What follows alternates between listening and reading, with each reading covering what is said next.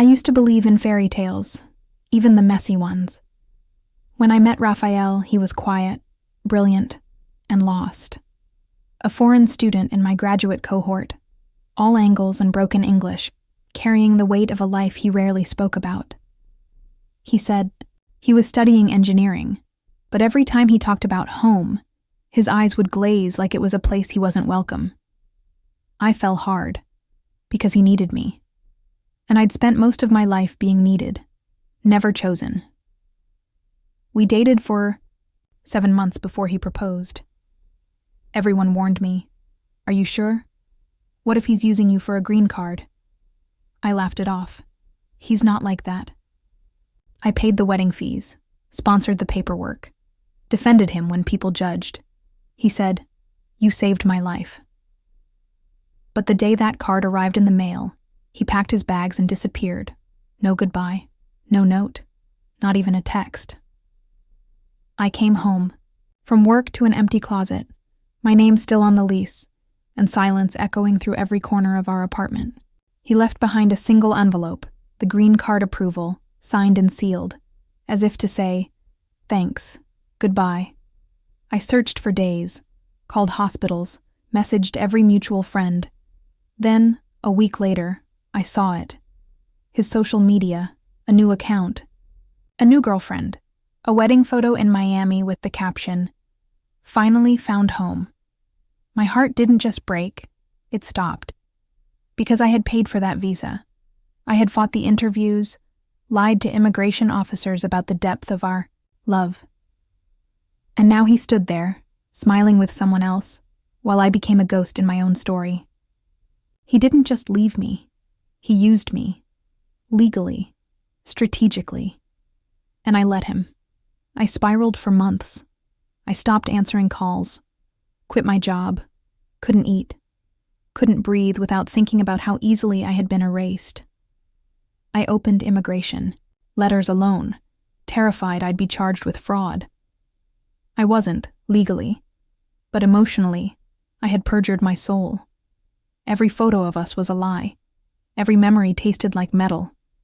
And worst of all, no one said, "You were right to trust him." They said, "We warned you." I wasn't grieving a breakup. I was grieving my own gullibility. I hated the girl who fought so hard to prove her love. She had no spine, no strategy, just blind loyalty to someone who never intended to stay. I thought, I'll never trust again. And for a long time I didn't.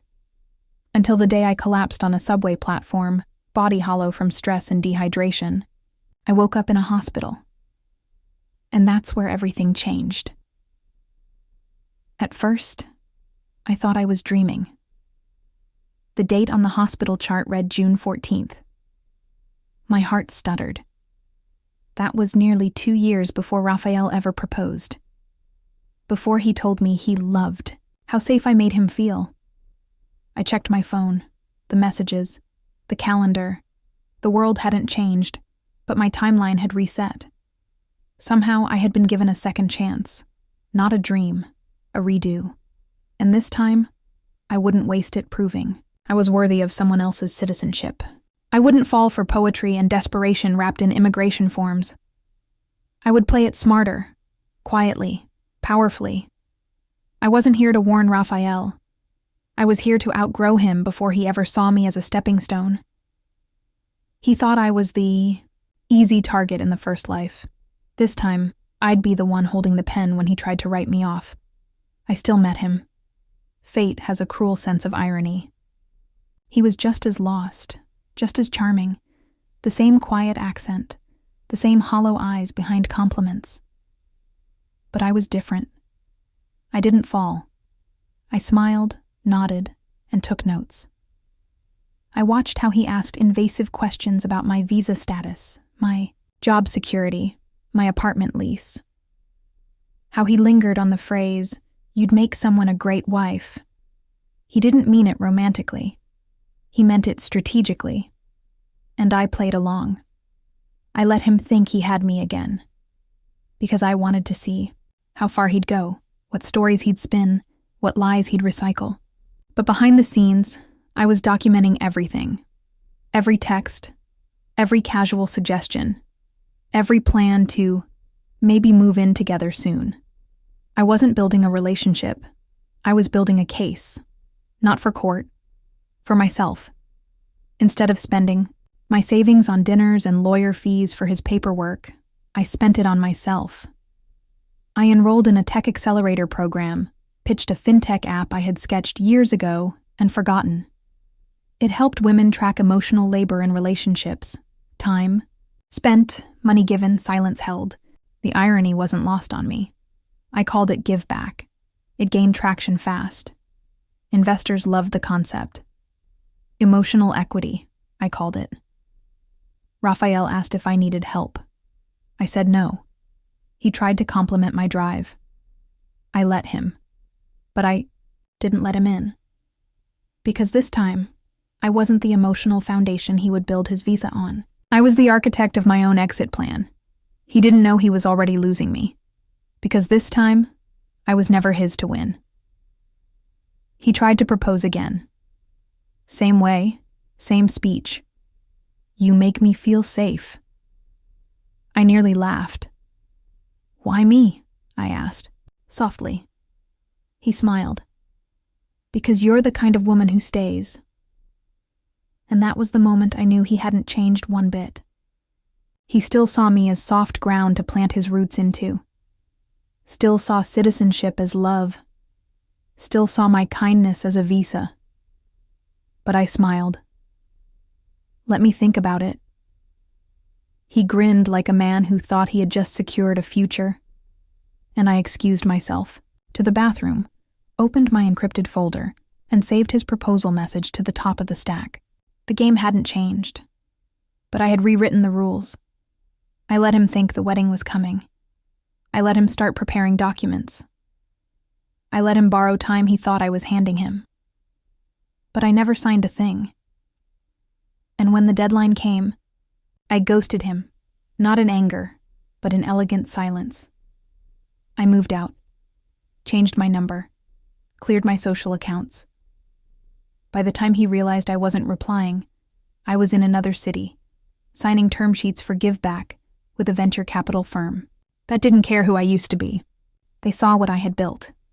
They called it brilliant. Raphael tried emailing. Did I do something wrong? I replied once. No. You did exactly what I expected. And I did exactly what you never saw coming. He never messaged again. And from that point on, I stopped surviving. I started thriving. Not with revenge in mind, but with freedom on my horizon. I wasn't just reborn. I was rebuilt. On principles, on precision, and on the kind of clarity betrayal brings. I didn't tell anyone what happened. I didn't need to. Because while Raphael scrolled through his old contacts trying to figure out where it went wrong, I was being featured in tech journals and speaking at women-led finance conferences.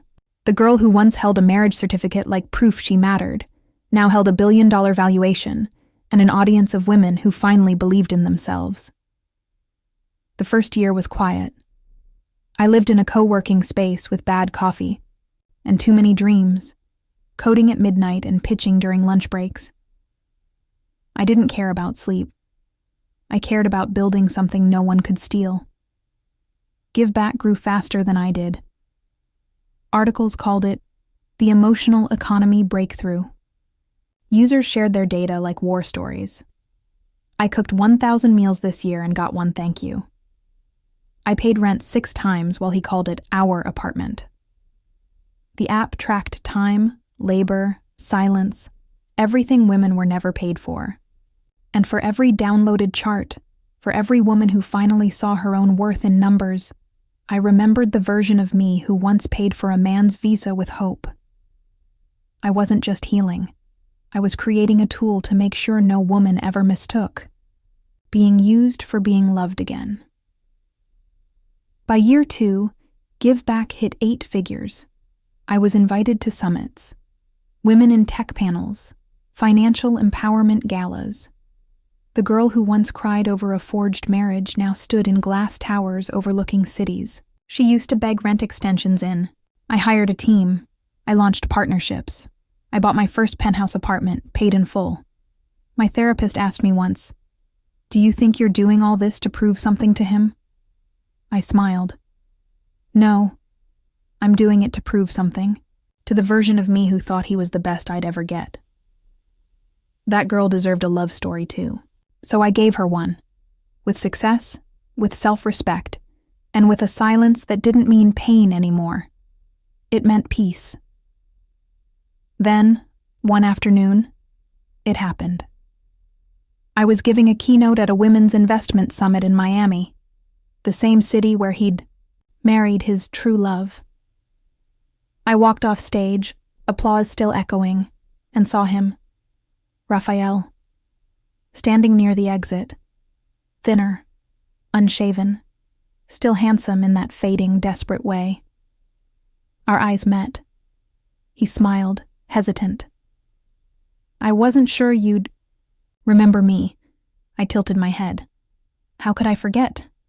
He laughed nervously. "You look different." "I am," I said, not smiling. "Very." He glanced around.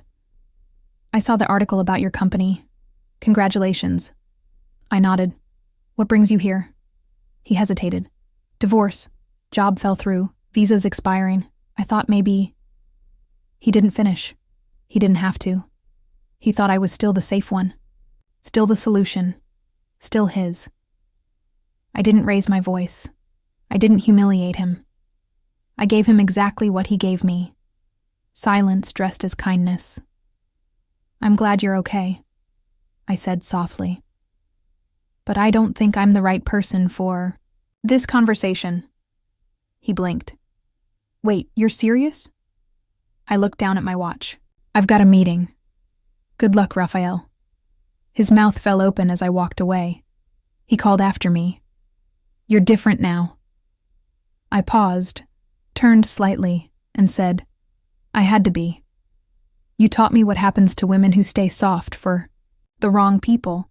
Then I turned the corner and didn't look back, not even once.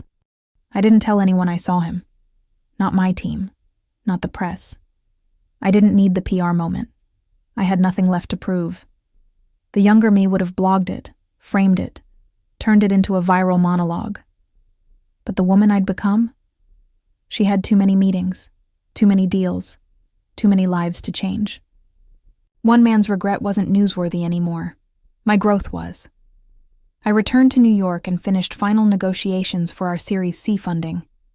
A female-led VC firm offered me a $100 million deal on the spot. "You've built something untouchable," the lead investor said. "It's not just an app, it's armor." I smiled, finally understanding. They don't just fund what you make, they fund what made you. I used the funding to expand Give Back internationally. We translated it into 12 languages. We partnered with global nonprofits supporting women in exploited marriages and immigration traps. I sat on panels with diplomats, quietly telling my story through policy, not pity. When asked why I started the app, I never said his name. I said, "Because someone once married me like I was paperwork. Now I help women sign their names on more than just silence." The quote went viral. TED Talks called. Foundations reached out. But I didn't do it for the spotlight. I did it because I knew somewhere out there, another woman was staring at her front door, wondering if the man she sponsored would ever come home. My photo appeared on the cover, of Business in bold under the headline, "The Quiet Billionaire Who Built an Empire from Emotional Labor." The word billionaire didn't feel real at first. Not because I doubted it, my company valuation confirmed it, but because the girl who once begged for love couldn't picture this life. I wore a tailored black suit, a minimalist necklace, and no apology on my face. In the interview, the reporter asked, "What would you say to the person who inspired it all?" I paused. "Thank you," I said. "You taught me how not to love." The line trended globally.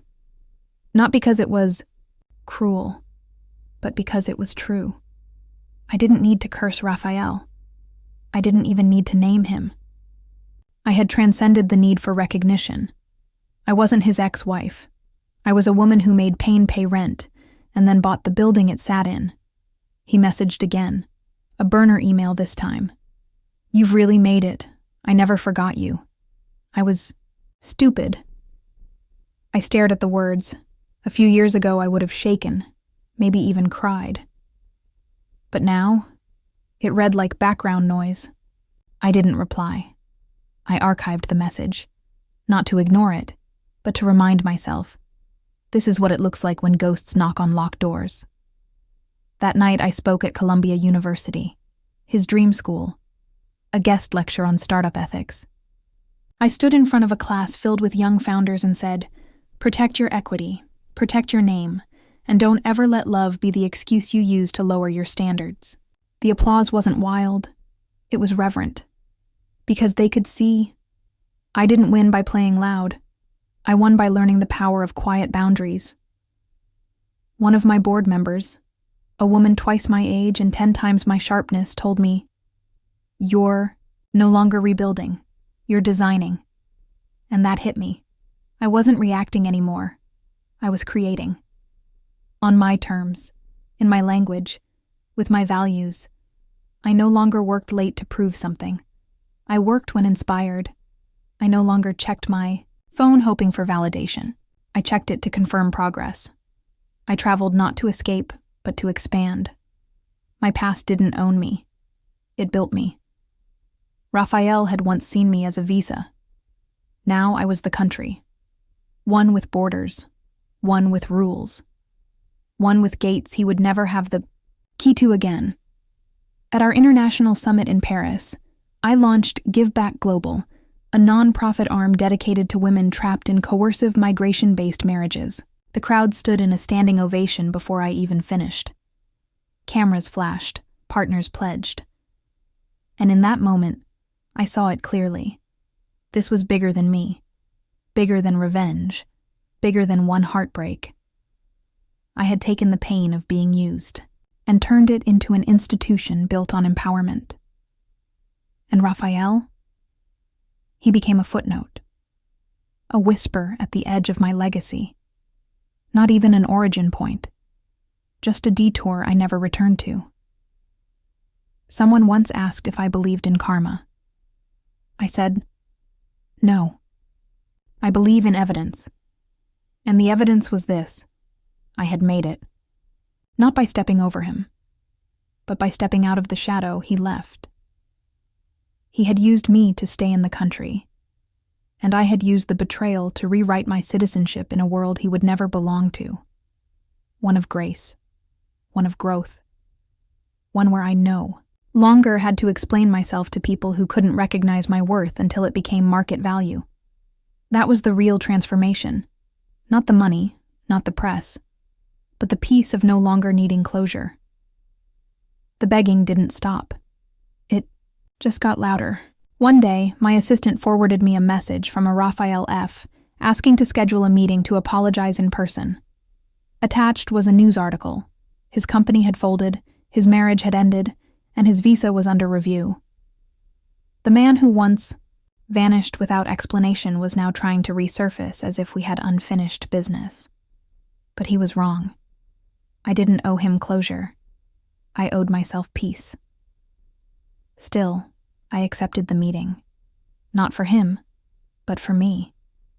Not to hear him explain, but to show myself that I could sit across from the man who broke me and feel nothing. The woman I was back then would have rehearsed what to say. This version of me? She didn't have to rehearse anything. Her silence had already spoken volumes. He looked older, tired, more real. The fantasy I'd once built around him had long since collapsed, and all that remained was a man scrambling for a lifeline. "You look amazing," he said softly. "You've done so much." I smiled politely. "I have," he sighed. "I was young, dumb, scared." "You were calculated," I corrected gently, "and prepared, and selfish, but never scared." He flinched. "I didn't mean to hurt you." "But you did," I said. And I carried it, alone, while you built a new life with someone else. He nodded, unable to meet my eyes. I regret it every day. I stood. I don't. His eyes widened. You don't? I smiled again. Because without your betrayal, I would have never learned how powerful I am alone. Then I left, not in anger, not in triumph, but in wholeness. A clip of that meeting leaked weeks later. Not because of me, but because he tried to frame it as reconnecting with a past love. He posted a photo of my back as I exited the cafe, captioned, "She's still everything I lost." The internet erupted. His post backfired immediately. Women flooded the comments. You didn't lose her. You used her. She's not your past. She's your consequence. I didn't say a word. I didn't need to. My silence was louder than any statement. And when the press asked for comment, my publicist simply replied, "Ms. Alina respects privacy, even when others don't." The respect I gave myself echoed louder than anything he had to say. I launched a podcast shortly after, Terms and Conditions, focused on women reclaiming space after being used, erased, or betrayed. The first episode, titled, "The Day I Let Him Apologize and Didn't Need It." It charted globally within hours. I didn't share dirty details. I shared wisdom. You don't need them to admit they were wrong in order to begin living. Right. That line was quoted, stitched, tattooed. Women sent me letters. I kept waiting for an apology that was never coming, but you gave me permission to stop needing it. I cried reading them, not out of sadness, out of fullness, out of witnessing a ripple effect that had started with one heartbreak and ended with a revolution of women who finally knew they weren't foolish, they were generous, and that generosity could be their power, not their downfall. I returned to my childhood neighborhood for a speaking engagement at the local high school. I told the girls there, "You are not a stepping stone. You are the foundation of something bigger. Protect your heart like an investment. Not everyone deserves equity in you." The guidance counselor wept. Parents clapped. One girl asked, "But what if you already gave too much?" I walked over and handed her a folded note. It read, "Then take it back and build something with it." That's all I wanted. For women everywhere to know. Even if someone used you, discarded you, erased you, you are not what they left. You are what you choose to become next. And becoming next is always within reach. The requests for interviews kept coming. Talk shows, news anchors, reality producers. Everyone wanted the woman who turned betrayal into billions. But I didn't want to be famous.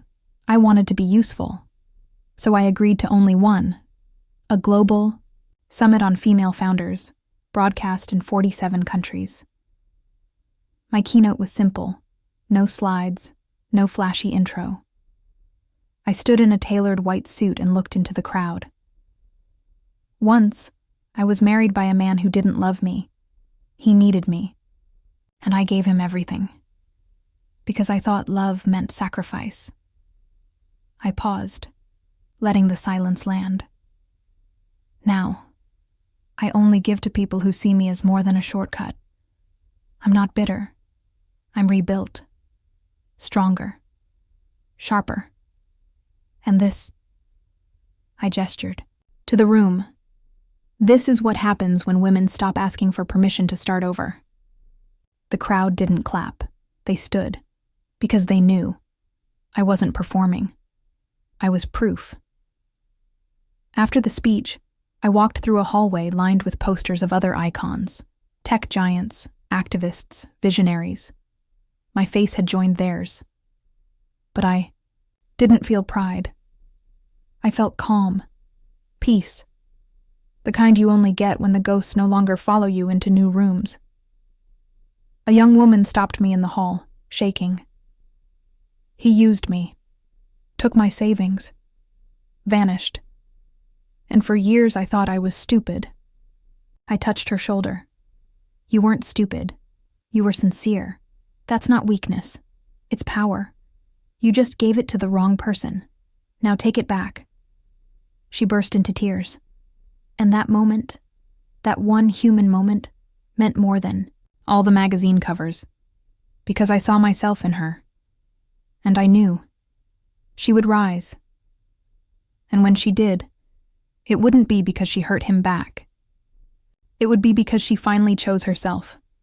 I created a foundation shortly after, Reclaim Us, for women left behind after exploitative relationships tied to immigration, dependency, or coercive marriage.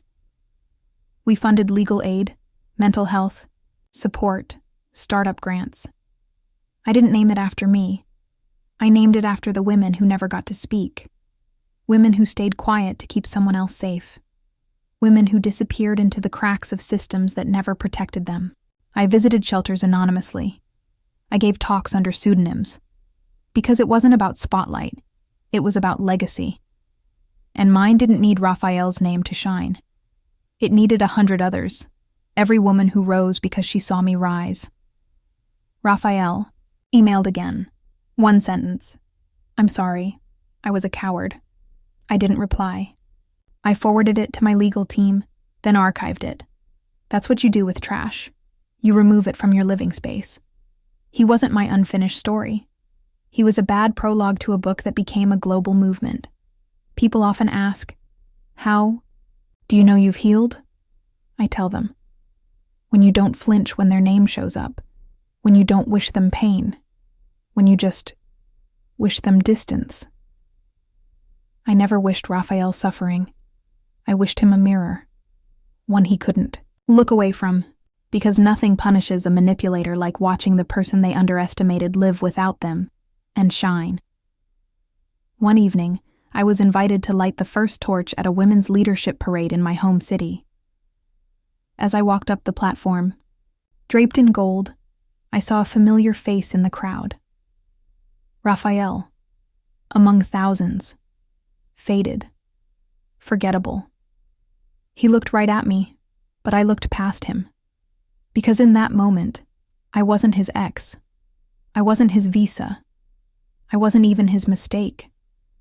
I was a monument, and he was just the reminder of everything I'd outgrown. The fire roared behind me. I held the torch high, not for revenge, but for rebirth. I walked through the city afterward with my team, laughing, barefoot for a moment, just to feel the ground.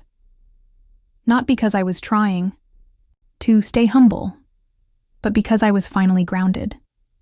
I didn't need heels to prove I'd risen. I didn't need applause to know I'd arrived. That night, I sat by my window and opened an old journal from years ago. The one I kept after he left. I flipped through pages filled with grief, confusion, humiliation.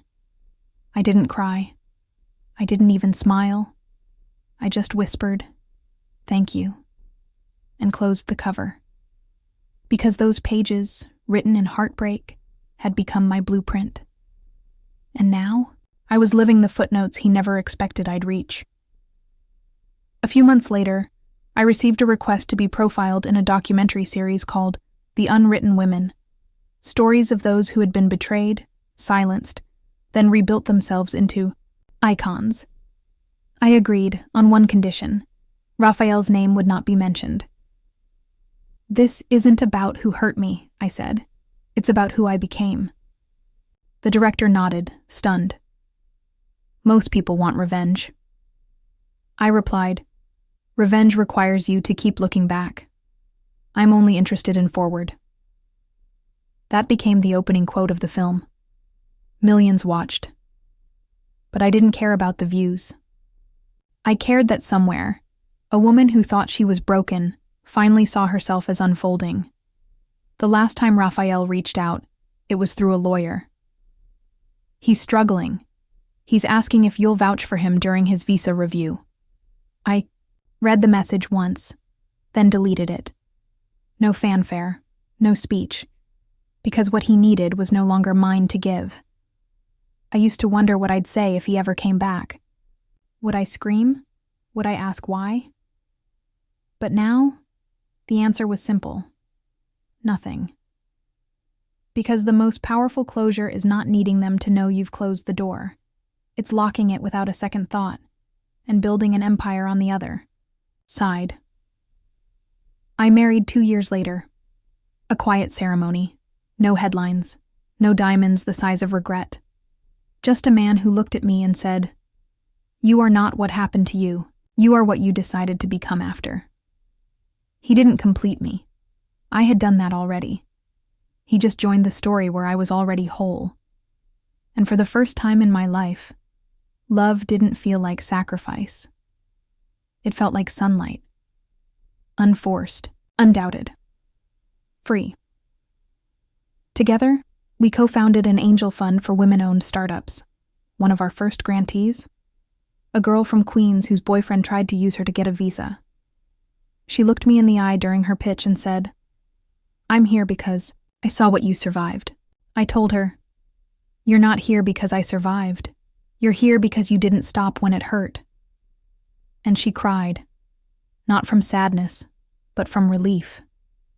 Because now she knew she wasn't alone. None of us were.